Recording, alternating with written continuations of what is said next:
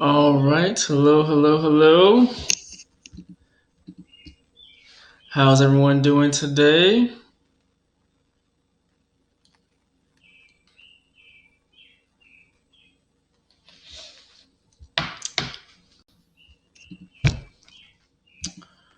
All right. So if you could just drop me a hello, let me know that you are here on the different platforms. I hope you're having a great day. I hope you are doing well. I hope you are uh, invigorating everything that you need to do. We're going to have a quick conversation here that is going to help you if you're struggling with procrastination, if you're struggling with really getting the things that you need to get done. So I'm happy that you're here, and I'm looking forward to the fruit that's going to come from this conversation that we have. So procrastination, it is something that I say kills kings. You can be as gifted as you want, but if you are a procrastinator, you will never reach your potential. And it is very difficult for God to adequately fund, favor, and put forward procrastinators. So if you are living according to procrastination, then there is something that God has for you that you are missing. So I want to help you to not miss anything, and I want to help you to make the most of your time. And so ultimately, most procrastinators are not lazy, they are actually busy visionaries who are struggling to manage, often struggling to figure out how to get all of these things done. So tonight I probably have a different mix here based on the feedback for on the ministry side and on the business side. So, regardless of what side you're on, tonight's conversation is going to help you to really figure out what to do and move forward. So, here's the thing we're going to talk about the three P's of dismantling procrastination. The three P's of dismantling procrastination.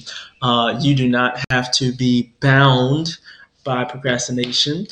Procrastination is something that you can be free from, totally free from.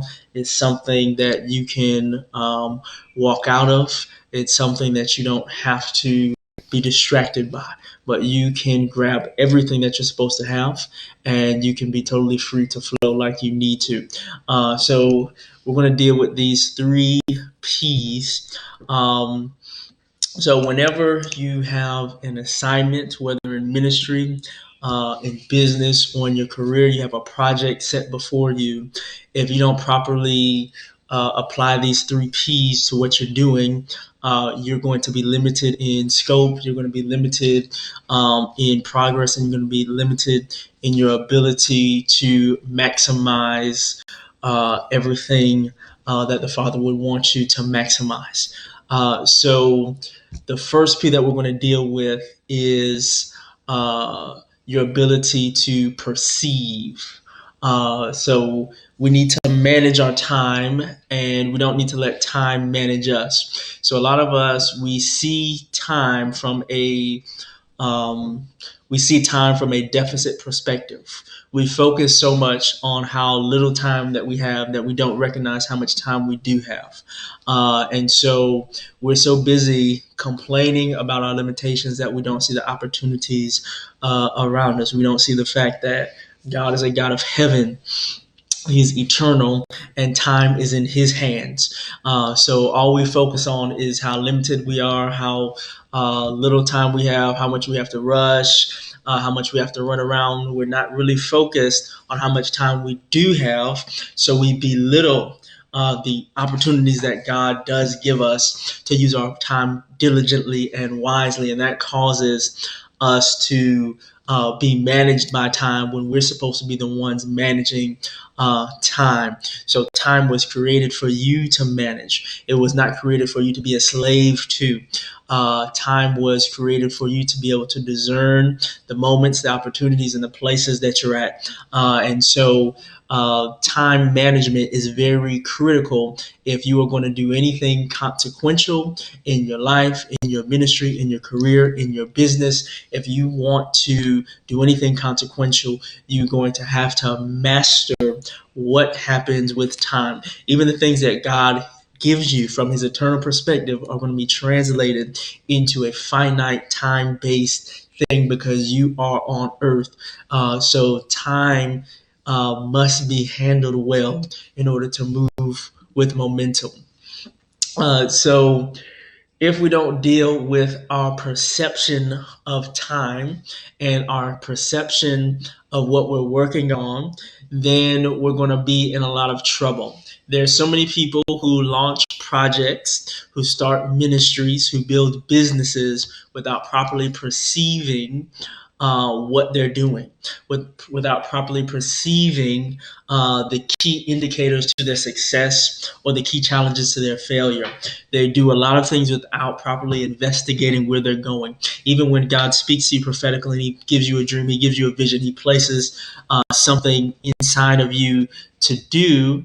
If you don't give yourself over into the proper investigation of it, to look at it the right way, to properly count the cost, you're going to mishandle what he's told you to do and wonder why it didn't work out. So there's some things that you have to perceive. The first thing that you need to perceive is your audience.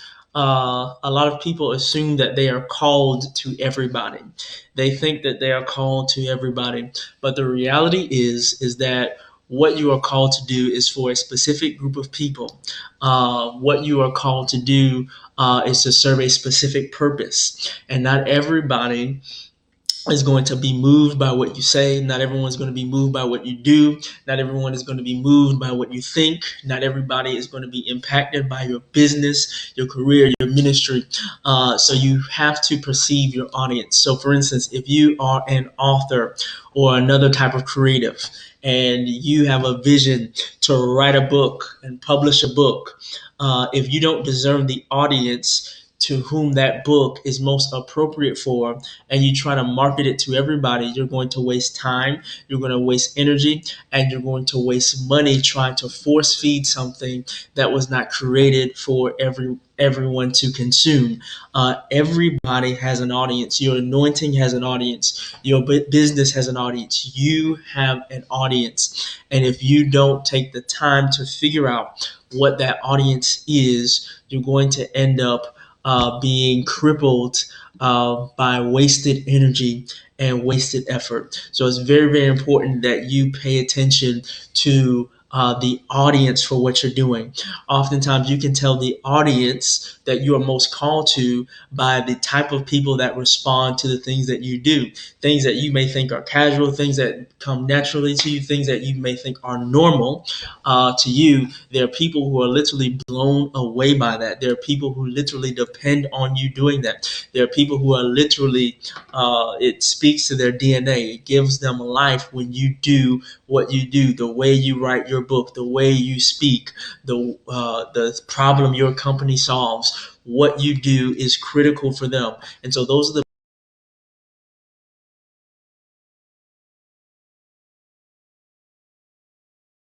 too thin, and you're not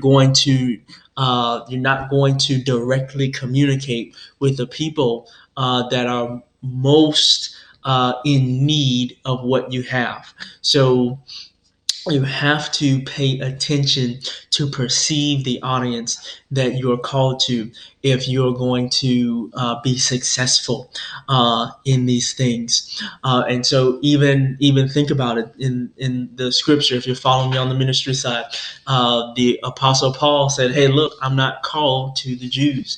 I have been given a grace for the Gentiles. But the Apostle Peter, he's been called to the Jews. He has a grace for them. So I'm going to focus myself to the audience and to the people that my anointing is made for, and I'm not going to waste money. So you can have an amazing business idea, you can have a multi-billion idea, but if you are not getting the product, if you're not getting the service, if you're not communicating what you have to that group of people that are desperate for what you're offering, then you're not going to make any money. You're not going to progress. You're not going to do anything. If you write a book and the book is for quote unquote everybody, you're not going to communicate with the somebodies who need what you have. You have to focus your energy on the people that you are called to.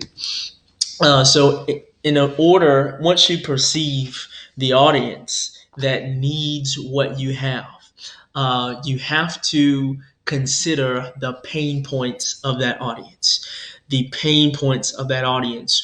What is going on with them? What is hurting them? What's ailing them? What is their problem? There are so many businesses, ministries, and organizations that don't have an understanding of the pain of humanity and the pain of people. They're so focused on doing what they want to do and doing what they feel that they're called to do, that they're trying to force feed that down to people without recognizing the mutual exchange of support, right? How whatever you do, it needs to solve the pain of someone else. Whatever you do, it needs to bring relief to a problem that someone is having. If your product, your service, your ministry, your idea does not touch on bringing relief to someone, you are going to end up wasting time. And you say, what does all of this have to do with procrastination? This is directly related to procrastination because people waste time with their projects, with their ideas, and with their businesses because they ignore the audience that is most potent for what they're trying to do, and they ignore the actual pain points that that audience wants solved. So if people are really, really thirsty for water and they are just begging for water, but you open up a bakery, you are ignoring their pain because you're just so focused on making a bakery that you're not willing to meet the needs of the people who are thirsty for water. And so to pay attention to what the audience is actually in need of. And so if you don't have love, right, for the people that you're serving, you are going to ignore their pain points. You're going to ignore what their problems are. You're going to ignore what they need. So you have to be careful to pay attention to what's going on around and with that you're serving. If there is no emphasis on the support that they need, they are not going to support you in what you're doing, right? If you want to throw those pastries at them when they're thirsty, they're not going to buy your pastries because they're looking for water. So if you may have an assumption that your audience needs one thing, but in reality, they need something totally different. So part of discerning the pain points of your audience is actually communicating with them, talking with them, valuing them, being in a relationship with them, making sure that you understand where they are, what's going on with them, and where they're coming from. If your product, service, or ministry does not handle pain and bring relief and health, it's not going to progress. So, for instance, right, even this, I'm dealing with a pain point right now. There are a lot of people struggling with procrastination and they don't know how to progress. They don't know how to move forward. They don't know how to come out of procrastination. And I'm going to reveal some ways that people are procrastinating that they didn't realize, right? And so that is a pain point. So people need help with that. People are struggling with that. And so what you're doing, right, doesn't meet the need of a struggle, you're going to waste a lot of time, you're going to waste a lot of energy, and you're going to wonder why things aren't working. So that's what something that you need to perceive as you're moving forward and as you're doing things. You have to perceive what people need. That goes for ministry, that goes for business, that goes for your career. You have to pay attention to the collateral damage that people are dealing with in order to properly help them. Now, another thing that you need to perceive is the season. You may have a great idea. You may have a wonderful product. You may have found the audience and you know the pain point, and you even know how to communicate the fact that what you're doing is a solution to that pain. But you got to make sure that you are in the season for that. You want to make sure that it's the right time for that. You can have an idea that is way ahead of the times. You can have an idea that people are not prepared for, that they're not ready for. You can even have a ministry that you personally are not ready to walk in. So you have to pay attention to the season that you are in. And the season that your audience is in, and make sure that those seasons are in proper alignment. So a lot of people waste time, ironically, they end up procrastinating through rushing, right? Because you're so eager to do something, so eager to jump into something, and so eager to make something happen, you end up rushing, and that rushing causes you to make errors and make mistakes. And then now it takes you longer to get to your goal and to get to your destination because you moved so quickly. So a premature move can cost you time in the long run. So you want to pay attention to the season. So if it's summer, it's probably not a good time to sell a whole bunch of coats. I went to Walmart the other day because the insulation in our house is very poor. We have a very old house and it has horrible insulation. So I was hoping to get some extra heaters so I don't have to spend so much money on the electric bill. And so, but when I went to get the heaters, they were like, hey, heaters are not in season, right? It's getting warmer. So we're not selling heaters right now. So whatever you're offering, you want to make sure it is in season. It's in season. And a lot of times, the season for something, it varies. Maybe what you're thinking about, the season for it is actually in times of crisis. Maybe what you're thinking about, maybe the season for it is in a calm space and it's in, a time of reprieve. You have to be careful to perceive the season that your idea is made for and your idea is born for, because it's going to thrive properly in the right season. Sometimes you also have to create the season. So what do I mean by that? So the iPhone, for example. So in 2007, Steve Jobs and Apple, they revolutionized the entire world. The world that we have today is due largely in part to the work of Apple because of how they transformed the cell phone industry. So he had to communicate the future to a present people by giving them something that they did not know that they needed at the time. So he created the season for the need for the iPhone by communicating the needs before people even knew that they needed it. So that takes a grace, that takes some work, and that takes some ability to foster communication. So sometimes you may have something that is so out of the box, so revolutionary. So we didn't know that we would be using our phones to get food from DoorDash and Uber Eats and having strangers pick us up in a taxi. Remember early in the days of the internet, we were talking about how we shouldn't talk to strangers and all those things. And now look at us. We're in a totally different world. So he communicated the future in the present to bring people out of what they knew about the past world. So he had to create a season because the was so disruptive, that he had to create a language that people could understand for what he was doing. So the season for what you're doing matters. The season for what you're doing matters.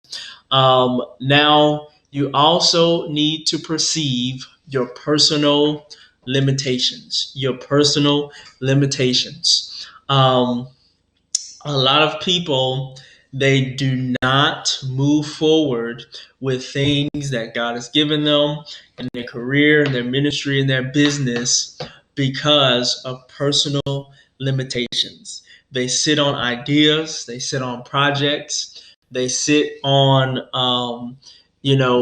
millions and even sometimes billions of dollars because of personal limitations. So, for instance, a large personal limitation that people face is fear, right? What will people think? What if I fail? What if I don't make it? What if I'm not good enough? What if?